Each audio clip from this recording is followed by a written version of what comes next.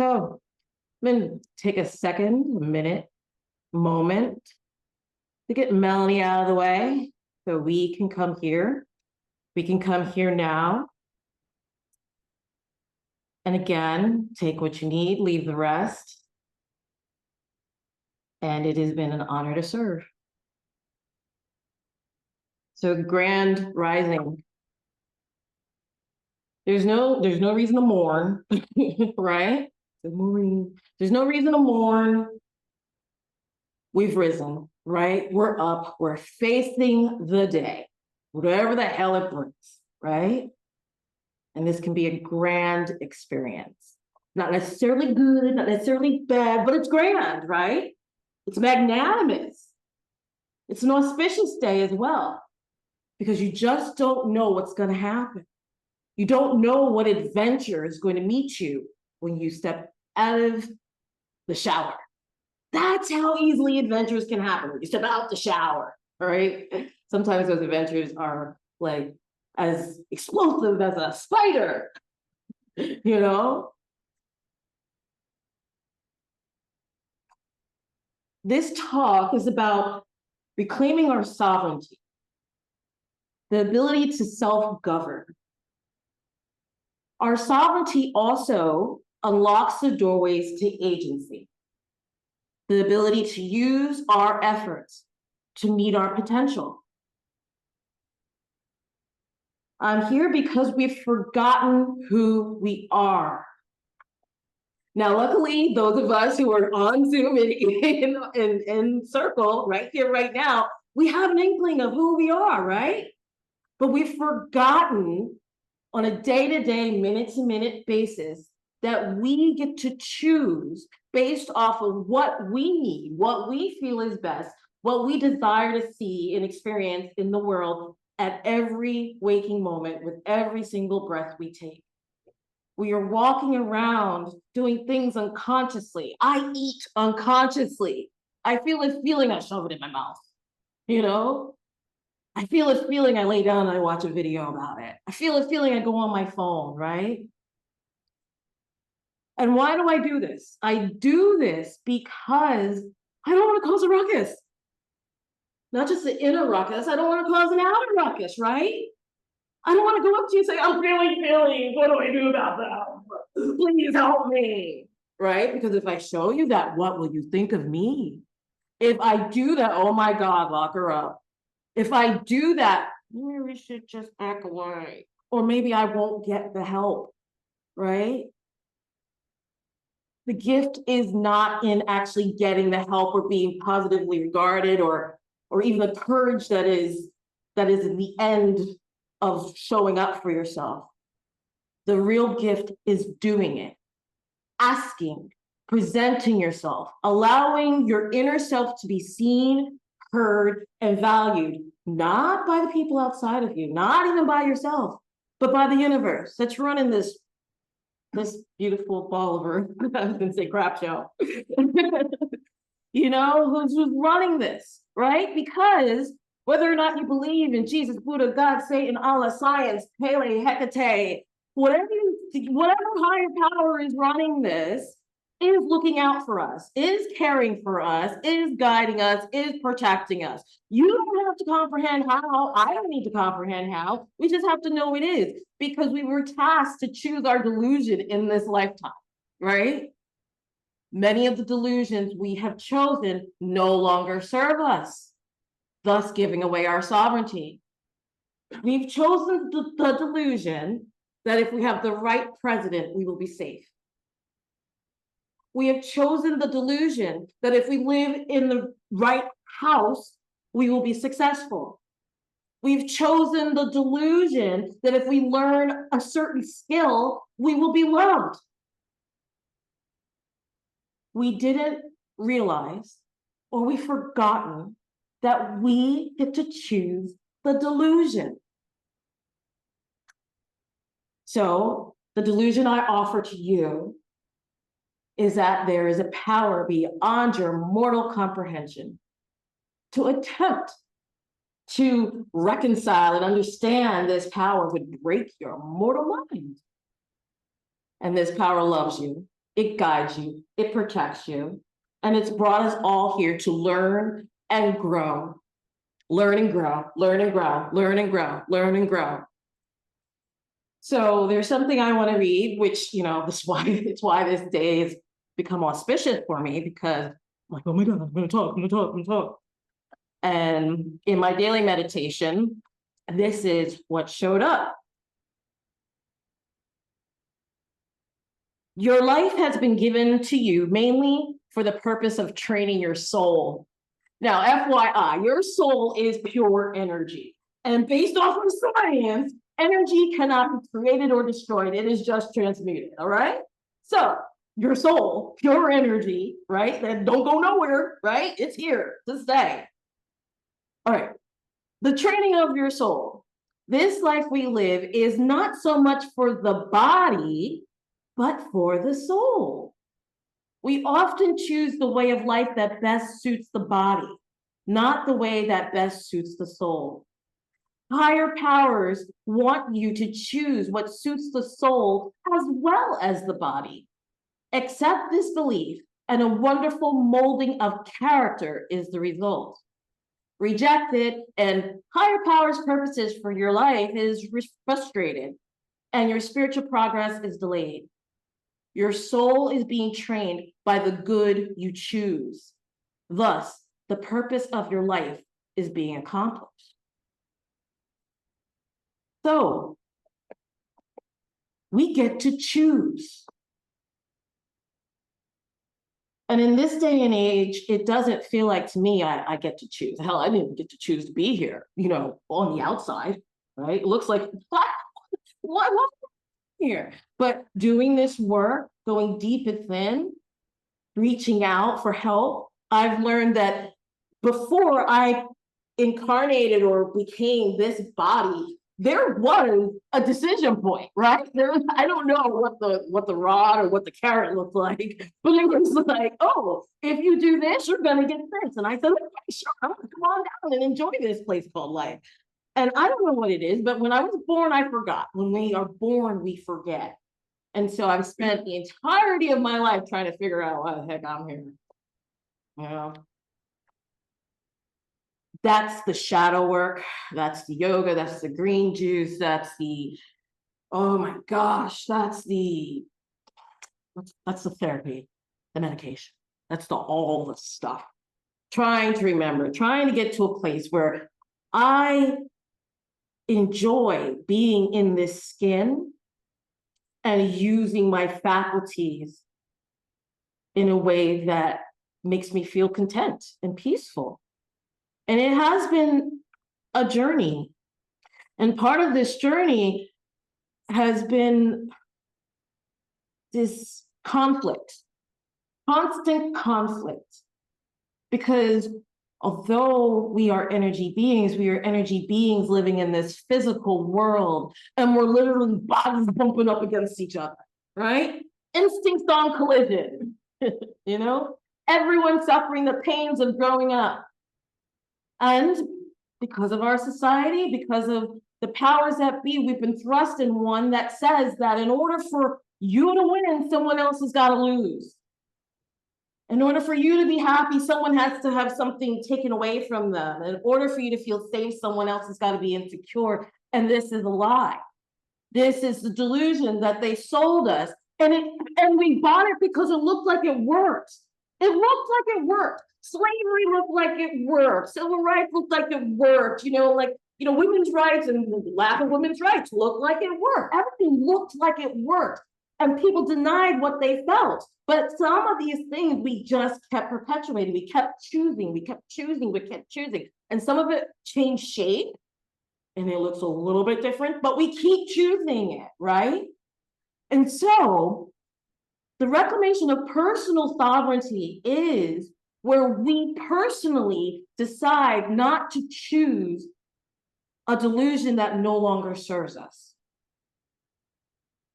Now, this is a personal decision because we've forgotten that one person changes the world. We do not follow people just because they say so, right? We follow people, we align ourselves to others because of what they do, how they live.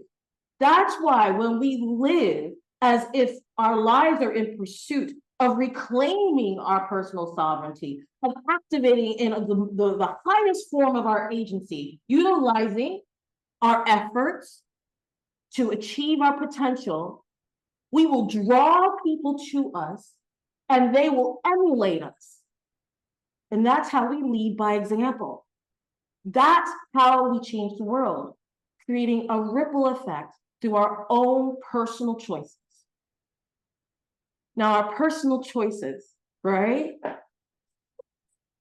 I choose to eat sweets because I like them, you know? Some of our personal choices are not helpful. And that is okay. Why? Because I'm here to learn and grow and learn and grow and learn and grow. Luckily, the universe has developed this system, right? That you can do something to the point that which it brings you so much discomfort, you can either shit or get off the pot, right? You either decide to make a change or you stay with it. But again, that is a choice, right? And so this lifetime has become a series of choices of which pain am I willing to endure? Which pain, which growth point, which joy am I willing to claim, right? And then here comes the outside world saying, wait, we don't want you to have that. You shouldn't have that, you shouldn't have that. No, this doesn't look good if you have that, right? It is the constant struggle, the constant conflict to come back to self. And that is the first choice that we must make. That is the most important choice we can make. Come back to self. Come back to core. So there's something else I wanted to read. But before that, I wanted to let you know that there's absolutely nothing wrong with you. Absolutely nothing wrong, right? Learning and growing, right? You haven't done anything wrong. I mean, seriously, look at where we're sitting. Look at where you guys are sitting on Zoom, right? Did you really do all that wrong? Spirit is still, universe is still taking care of you, still eating and breathing, right? If you'd done something wrong, you would be trying again as a dung beetle or a dolphin, you know? But you're not, you're here, you're still doing your thing, right? So under that premise, that if you're not doing anything wrong, what is wrong with making decisions based off of self? Because it's selfish. Human beings have made selfishness wrong. Selfish, and I didn't do the etymology or anything like that, and I should have, but there was so many other things to look at it. But to be concerned with self, the only thing you have control over, I mean, they literally have prayers, dear God, grant me serenity to accept the things that cannot change. This is you understanding that the only thing you can change, the only thing you have any power over is yourself. So if you are selfish, why is that bad? Considering the more you hone yourself, the more you activate from self, the more you choose the pain that best serves you versus the pain that causes your greater demise, the more people are drawn to you, the more people are like, hey, that person's leading by example. I want to follow their lead. The more we change the world, then why is selfishness so bad? It's not. Another delusion they tried to tell you. A delusion because they wanted you to take ownership of other people's feelings. They wanted to make you culpable for things you didn't agree to. They wanted to make you complicit for everybody else's suffering, including your own. And that is not what this benevolent universe wants for us. This Jesus, Buddha, God, Satan, Allah, Pele, Kali, Hecate, that's not what math can be.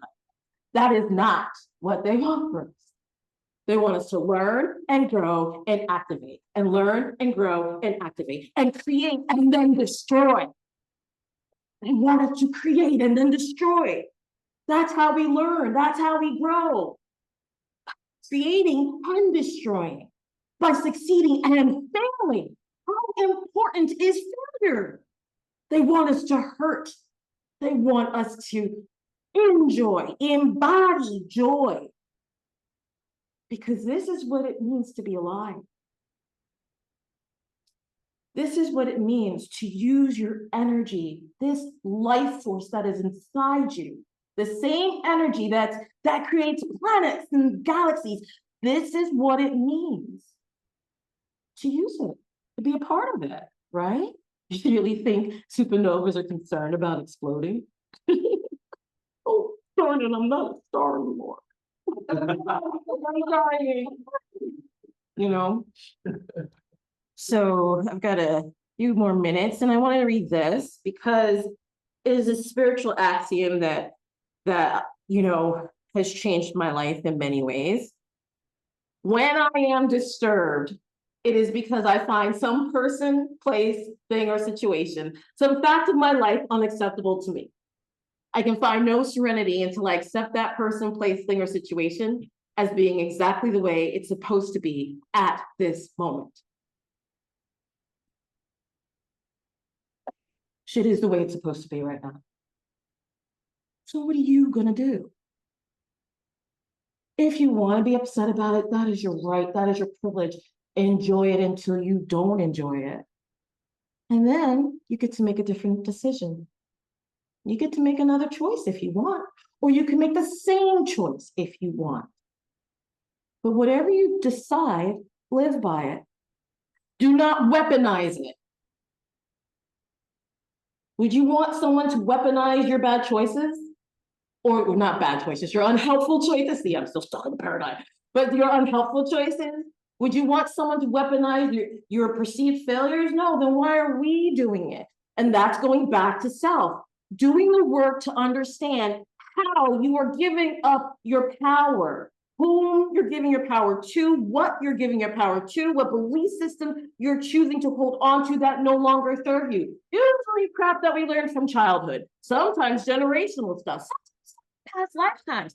But we have to go within. That means, I'm sorry, I can't hang out with you, or I'm sorry, you really disturb me, or it means, I'm sorry, I don't have enough money, I don't have time, I need to go within. I need to read this book.